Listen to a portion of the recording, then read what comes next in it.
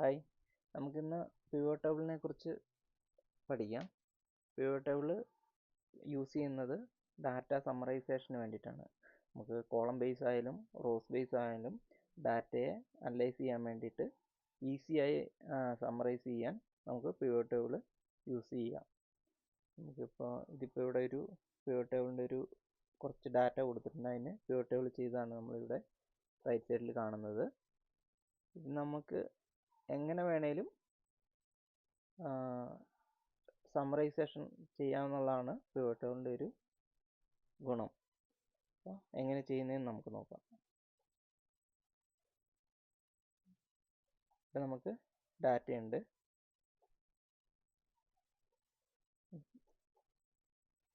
ഈ ഡാറ്റ നമുക്ക് pivot table ചെയ്യുന്നത് നോക്കാം. ആദ്യമേ നമുക്ക് ഒരു കാര്യം കൂടെ പറയാം. അപ്പോൾ ഇതിൻ്റെ ഈ ടെക്സ്റ്റിനനുസരിച്ചിട്ട് നമ്മുടെ കോളം വിഡ്ത്ത് അഡ്ജസ്റ്റ് ചെയ്യുന്നതിനായിട്ട് നമ്മുടെ ഇവിടെ ഈ മേളിലത്തെ ഇവിടെ ഡബിൾ ക്ലിക്ക് ചെയ്താൽ മതി. അപ്പോൾ കോളം ടെക്സ്റ്റിനെ ബേസ് ചെയ്തിട്ട് എക്സ്പാൻഡ് ആകുന്നതായിരിക്കും.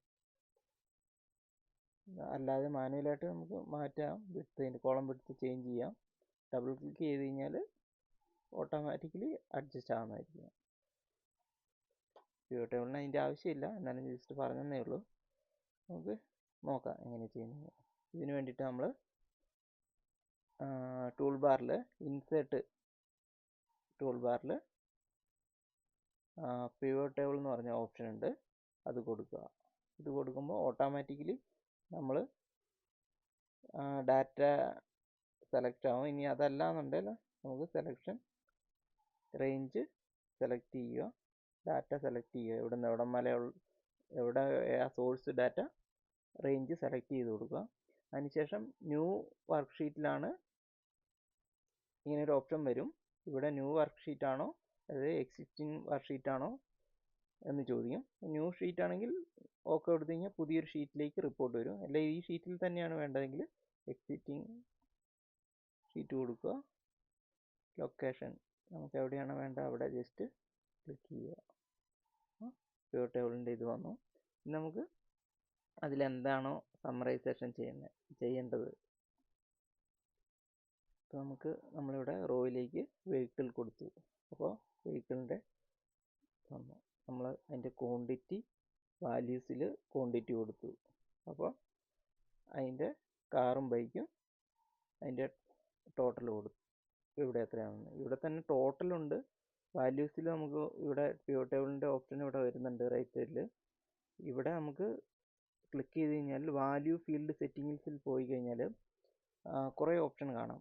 സമ്മ്, കൗണ്ട്, അതിൻ്റെ എന്താണോ നമുക്ക് ആവശ്യം. ആവറേജ് എടുക്കണമെങ്കിൽ ആവറേജ് എടുക്കാം. ഞാനിപ്പോൾ സമ്മാണ് സെലക്ട് ചെയ്യുന്നത്. സമ്മാണെങ്കിൽ അതിൻ്റെ ഓട്ടോമാറ്റിക്കലി അതിൻ്റെ സമ്മ് വരുന്നതായിരിക്കും. നമുക്ക് തന്നെ ഇനി അതിൻ്റെ അകത്ത് നമുക്ക് കമ്പനി നെയിം അല്ലെങ്കിൽ കളർ ബേസോടെ ആഡ് ചെയ്യണം. നമ്മൾ ഇവിടുന്ന് ജസ്റ്റ് കളറ് ഡ്രാഗ് ചെയ്ത് താഴോട്ടിടുന്നു. അപ്പോൾ നമുക്ക് പിവോട്ട് ടേബിളിൽ കളറും കൂടെ സമ്മറൈസ് ചെയ്ത് വന്നു. നമ്മൾ കമ്പനി നെയിം ആഡ് ചെയ്യുന്നു.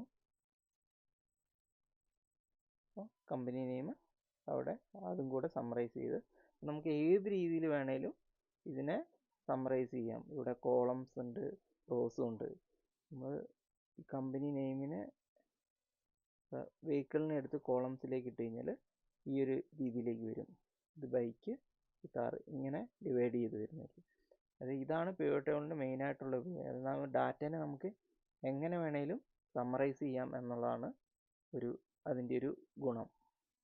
ഇതുപോലെ തന്നെ പിവോട്ട് ടേബിളിന് ഇനിയൊരു ഓപ്ഷൻ കൂടെ ഉണ്ട്.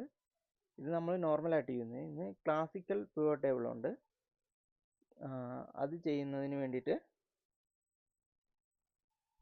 പിവോട്ട് ടേബിളിൽ ഓപ്ഷൻസ് ഉണ്ട്. ഓപ്ഷൻസിൽ പോവുക. ഡിസ്പ്ലേയിൽ ക്ലാസിക് പിവോട്ട് ടേബിൾ ലേഔട്ട് ഇത് സെലക്ട് ചെയ്ത് കഴിഞ്ഞാൽ നമുക്ക് ഡാറ്റേനെ ഒന്നുകൂടെ ഫ്രണ്ട്ലി ആയിട്ട് യൂസ് ചെയ്യാൻ പറ്റും.